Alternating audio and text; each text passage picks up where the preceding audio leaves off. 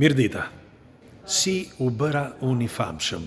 Nuk doja që ta përdorja këtë fjalë, sepse zakonisht unë them që nuk jam i famshëm. Thjesht unë punoj, jam një punëtor, pastaj të tjerët më vlerësojnë. Dhe meqense ju më vlerësoni, sepse ndoshta pikërisht nga kjo jemi këtu së bashku, pra pikërisht sepse më vlerësoni dhe mendoj që jam njeri serioz dhe që kam bërë diçka, dhe unë dua që t'i tregoj gjenezën, pra nga filloi, që ne sot jemi miq këtu. Do ta filloj nga ku unë bëra hapat e para. Do t'ja u tregoj për shumë arsye. E para njerë që kanë qenë kohë të vështira. Por tjetra që është akoma më rëndësishme, që sa do që t'ecësh përpara, nuk është e vështirë të arrish, por është shumë e vështirë që ti të mbash hapin, pra që ti të gjendesh gjithmonë aty. Janë sekretet e jetës që çdo kush nga ne mund të marri disa informacione. Do t'i tregoj nga filloi. Atëre, përpara se të filloj puna, sot, do t'ju them. Isha 10-11 vjeç dhe nga ai moment unë fillova që të kisha t'isha i apasionuar për iluzionistët. Pash një presigjator në Rai, sepse nëse mbani mend unë kisha filluar që të bëja disa antena për të parë Rajin, ishte marrë babi një televizor lura, dhe unë filloja që të shikoja Rajin dhe Grekun pak, por më shumë Rajin sepse merrte më mirë. Dhe një ditë shikoj një festival iluzionistësh dhe nga ajo kohë u çmenda pas magjisë, nuk e di pse, por ndoshta sepse gjyshi im ishte i tillë, ishte rufai, siç i thoshin atëherë. Dhe kështu filloi ajo dëshira e madhe për të qenë presigjator ose iluzionist. Dhe fillova me numra të vegjël.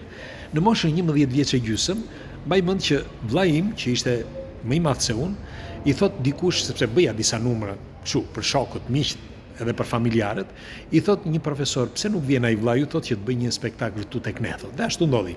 Bëra tek shkolla e mesme, një spektakël të vogël, isha 11 vjeç, kujdes. Dhe ky ka qenë spektakli i parë që bëra. Pas këtij spektakli, fillova që të aktivizohesha dhe në estradën e Llakatundit, aty ku isha, sepse unë kam lindur në fshat, për ata që nuk e din, në një fshat të vogël të quajtur Dritha sot, por dikur quhej Mekat, dhe është zonë e Llakatundit, është një fshat i vogël i që bën pjesë në Llakatund, dhe unë fillova që të merrja pjesë me estradën e Llakatundit. Më ndiqi me vëmendje, sepse e kam thënë një herë për ciptazi. Dhe si përfundim, kur filloi që të kishte sukses arti, pra ajo që bëja unë në skenë, këta regjizori, që ishte një regjizor nga Vlora, ishte një aktor, ai që ka bërë Sali për Topapën, nëse mbani mend, dhe si përfundim më aktivizoi si rolin kryesor në estradën e Llakatundit. Dhe ç'bën? Kur u bë festivali në Vlorë i estradave të rrethit, merrini me mend që atë vit, pikërisht atë vit, estrada Llakatundi fitoi vendin e parë. Dhe ky ka qenë një sukses. Tani, disa nga ata që merrnin pjesë, po e them sot, disa nga ata që merrnin pjesë aty, pra nga ata që më njihnin, e thanë publikisht që një pjesë e suksesit ishte imi, sepse mua më bën bis 3 herë, jo një herë, 3 herë bis, sepse bëra disa numra vërtet bukur. Dhe gjatë atij momenti ishte edhe motra e një shoku ton nga Llakatundi, që ajo ishte shoqe e vllait tim. Dhe ajo kur erdhi, e mbaj mend dhe nuk do ta harroj kurrë, motreturit, dhe ajo kur erdhi tha, unë duhet të takoj këtë djaloshin këtu, tha vllajën tënda, sepse është gjenial, tha një ditë ky djalë tha do të bëhet i famshëm. Tani janë disa fjalë të vogla që ne i mbajmë dhe i konservojmë dhe për ne e përdorim në jetën tonë si disa shtylla të forta që na ndihmojnë në ecurin tonë. Dhe kjo ka qenë një nga frazat më të rëndësishme gjatë jetës sime, sepse ndonse ishte një fjalë e vogël, për mua ishte e madhe. Do të thotë që unë kisha diçka. Dhe dal nga dal fillova që të bëja edhe spektakle të tjera. Mirë po, një ditë Lefter Simoni, që Lefter Simoni ishte nga Llakatundi me origjinë, por ishte regjizori i estradës i pallatit të sportit në atë kohë, pallati sportit në Vlorë. Dhe ky regjizori krijoi disa spektakle. Njëri nga këta spektakle ishte një spektakël i Radio Televizion Shqiptar, ku morën pjesë edhe artistë të tjerë, dhe aty më aktivizoj që bëra spektaklin e parë. Dhe ka qenë në Pallatin e Sportit, ka qenë një spektakël fantastik dhe e mbaj mend akoma sot edhe si t'ja u them, një shije vërtet fantastike. Tamam si kjo këtu, ishte madhështore, si kjo sallë këtu, por në Pallat Sportit e keni parasysh në Vlorë. Dhe nga i moment u bëbuj dhe filluan që të flisin për mua. Dhe nga aty, unë fillova që të aktivizohesha sa më shumë të isha prezente edhe në qytetin e Vlorës, dhe një ditë u vendosa që të shkoja tek estrada e Vlorës të kërkoja aty, në qoftë se do të mund të më aktivizonin. Mirë po, nuk më aktivizonin, nuk e kuptoja se përse. Dhe një herë, 2 herë, 3 herë, nuk e di pse. Dhe si përfundim, shkova tek regjizori. Regjizori ishte Qiriako Sava në atë kohë. Dhe kërkoj të flas me ai, i pëlqeva shumë dhe më tha aty për aty, më tha je fantastik, tha aty, do të dëgjojmë, tha shumë shpejt. Pastaj ndryshoi mendimin, por nuk e kuptova pse. Dhe ndërkohë aty kishte një prestigiator që ishte një tjetër përpara me, ishte shumë më i madh se unë, Zagol Leska i quaj, nuk e di, më duket se nuk jeton më, dhe si përfundim shkoj pastaj në Fier. Dhe në Fier, me anë të një aktori që ishte nga bënte pjesë edhe me Stradën e Fierit, po ai ishte në Patos, me anë të tij shkova në Stradën e Fierit, bëra një test aty dhe më morën. Kështu që bëra kontratën e parë nga bërë me Stradën e Fierit. Pastaj u ktheva edhe një herë në Vlorë. Në Vlorë kërkova edhe një herë që të isha prezent aty dhe të mund të aktivizohesha. Dhe një ditë, teksa po kaloja në rrugën kryesore, takoj dajon tim. Dajoa im ishte drejtori i sodës kaustike në Vlorë. Pra ishte drejtori i PVC-s të elektrikut. Pra inxhinieri elektrik. Dhe ai ishte në këmbë me Qiriako Savën, pra me regjizorin e teatrit. Ishin miq, shije, njiheshin. Kur afrohem unë që e takova, ç'a e ke këtë ti tha? I tha Dajos ai regjizori. E kam nip tha. Nipi jut, nip çfarë tha? Djali motrës. Si mor tha djali motrës? Po i tha. Ik ti çik më tha mo tani tha. Ik pak tha. Më tha Qiriako Sava, pra regjizori. Dhe unika vazhdova, unë kujtova se ishte nga inati.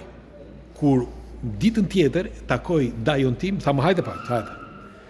Ç'a ke bërë, më tha më? Asgjë, thash, unë kujtova se me të vërtet ai e bënte me shaka. Pastaj më tha, shiko, tha, i thash Qiriako Savës, tha, sepse më foli për ty, tha, dhe tani tha pa problem ta shko tek Qiriako, tha. Kur shkova tek Qiriako Sava, më bëri kontratën e parë me Stradën e Vlorës dhe fillova që të bënim turne. Më vonë, më thot Dajua se çfarë kishte ndodhur, sepse unë nuk e dija. Në të vërtet, Qiriako Savës, pra regjizori të Estradës së Vlorës, ky prestigiatori, ky i Vlorës, pra ky Zagolli, i thoshte që i kishte thënë që unë jam armik i popullit, me fjalë jam nga një familje kulakësh, edhe fjalë nga më të ndryshmet. Dhe i përkisja me një fjalë një familje që nuk mundej që të merrte pjesë në për spektakle. Dhe Qiriako Sava normal kishte frikë, ndaj nuk ishte informuar. Dhe kur pa dajon tim, ai e dinte shumë mirë që dajoa im ishte patriot, ishte nga një familje patriotësh, ishte inxhinier etj etj. Dhe nga një moment pra filloi karriera ime, pastaj në TVSH, pastaj spektakle të tjera dhe kur shkova në estradën kur shkova që bëja ushtrin, kur shkova ushtar, më aktivizuan edhe ushtar me estradën e Ersekës, po të ushtrisë. Dhe nga aty, pastaj, si mbarova, sepse doja që ta rratisesha, si e morën vesh më qua në Durrës. Dhe nga Durrësi, pastaj, mbarova ushtrinë dhe ikëm si gjithë të tjerët. Ika që shkova në Greqi, por edhe në Greqi, fillova një punë aty që e dini shumë mirë, kam thënë, fillova spektakle nga hiqi, sepse punoj në një restorant. Në një restorant, nga aty, ky pronari restoranti më provokoi, unë i bëra disa numra, u çmendën gjithë, bëra një spektakël të tërë. Ti tha si e për këtu, më tha mo një agent spektaklesh, edhe ishte nga Athina, kishte ardhur aty rastësisht, ishte kohë vere, dhe më thërriti në Athinë. Dhe kështu filloi karriera ime në Athinë. Pastaj mua nuk më mbushte Mega Channel, antena etj etj, dhe doja Rajin, sepse Rai ashtu ishte arritur. Dhe kështu që Ika pastaj. Kam ardhur në Itali, bëra kontratën e parë, të dytën, rastësisht shkova teksa një vajzë mbeti shtatëzan dhe e njoha, mbeti shtatëzan dhe ndëjta aty, krijova familje, por rastësisht mora në telefon Rajin.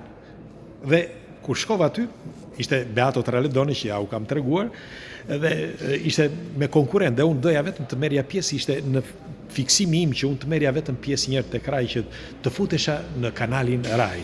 Dhe kur nuk do të ma priste mendja që ata më zgjodhën si guest, pra si tëftuar special. Po, sepse në momenti që bëra provën, mbaj mend që u bëj një spektakël gjigant në Rom ku bëra një në via Tuscolana, në një diskotek, bëra një provë ku mbetën me goj hapur. Dhe nga ty më quan në bandiera gjalla në Rimini për të bërë provën me Bonolis, Paolo Bonolis, dhe regjisorin, që ishte Pier Francesco Pingitore. Dhe kur më pa, që bëra provën, tha, je i ftuar special, tha, për 9 puntata që kishin mbetur në Beato Traledone. Dhe nga aty, pra, filloi karriera ime, por dhe aty nuk ishte kaq e lehtë, sepse fillova që të bëja spektakle, pastaj edhe në për vendet e tjera të Evropës dhe në për turne në gjithë Italinë, por siç ju thash, sepse kështu e fillova, që nuk ishte kaq e thjeshtë, sepse nuk është e thjeshtë, nuk është e vështirë të arrish. Të arrish është shumë e vështirë, shumë e thjeshtë, sepse ti bën diçka të bukur, dole aty, një këngë apo një spektakël apo mod apo ku ta di unë. Sa po dole, por ti duhet ta mbash, pra duhet të mbash hapin. Dhe kjo ndodh në çdo cep të jetës, pra në çdo hap të jetës. Ti mund të arrish deri diku, por ta mbash atë pozicion që është aty, është sekreti. Pra aty që ndodh sekreti, aty është thelbi i të gjithës. Dhe janë 3 pika kryesore. Po ja u them sepse ju dua fort, sinqerisht po e them. 3 pika kryesore. E para, serioziteti. E para është serioziteti. Nuk ka, me mua e din të gjithë që nuk ka kontrata. Unë kam vetëm shtrëngim dore ose dhe një fjalë. 1. Pra, serioziteti. E dyta është profesionalizmi. Duhet të jesh profesionist. Shok, miq, por ti kur shkon dhe punon, duhet ta bësh atë detyrë siç duhet. Pra, kjo është pjesë e tij. Dhe e fundit është marrëdhëniet. Pra marrëdhëniet që ti ke me njerëz, pra angazhimi, të jesh gjithmonë në kontakt etj. Të treja këto janë thelbësore për të ecur, pra për të mbajtur pozicionin aty ku gjendesh. Dhe ja u thash, e përsëris edhe një herë sepse disa kërkojnë që të bëjnë të famshëm, ose disa edhe në puna të ndryshme duan që të jenë gjithmonë në qendër të vëmendjes, por mbajini mend, janë 3 themelore. Pra ato që ju thash. Bile do t'i them dhe diçka tjetër. Ju mbajta shumë gjatë, më falni, do të them diçka tjetër. Po ju them që ka një listë gjatë të atyre që më detyrohen para. Një listë gjatë. Unë u them një herë, u them 2 herë, nuk ka problem. Pse kjo? Sepse në qoftë se unë do ngërdheshem me këta, se kjo është, kaq njerëz janë. Këta janë ata që bëjnë spektakle ose producent ose televizione. Në qoftë se unë do ngërdheshem me njëri nga këta, do filloj që të flasi keq. Nga momenti që fillojnë flasi keq, ai më kërcënoi apo ku ta di unë, e para një që nuk do më therrasi më. E dyta, do u thot edhe të tjerve. Por ç'ndodh? Unë duke e lejuar atë që ai t'i mbaj ato para, ai gjendet gjithmonë në faj. Ai ndihet gjithmonë në faj dhe një ditë apo një tjetër, përveç se do më flasi, sepse do jetë një ditë që ai do më therrasi, por me të tjerët do sillet mirë, do thot është djalë i mirë. E kuptuat tani?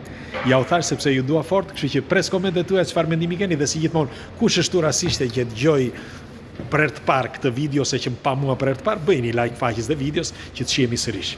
Ju falenderoj shqipe që jemi për herë bashkë, ju dua fort. Tani punë të mbar. Hajde, kaloshi bukur.